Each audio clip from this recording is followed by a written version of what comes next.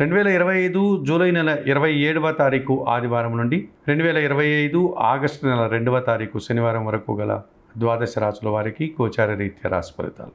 సింహరాశి వారు, ఈ సింహరాశి వారికి ఈ వారంలో 3 గ్రహాలు మాత్రమే అనుకూలంగా ఉన్నాయి. అయినప్పటికీ మంచి ఫలితాలను, లాభాలను అందుకుంటారు.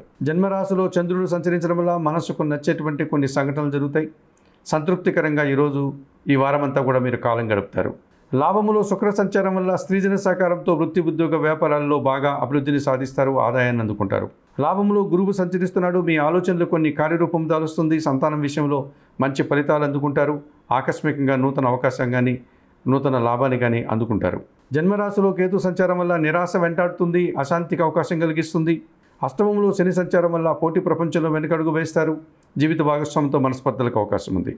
ఈ రాశి వారికి వారంలో ఆది, సోమ, శుక్ర, గురువారాలు అనుకూలంగా ఉన్నాయి.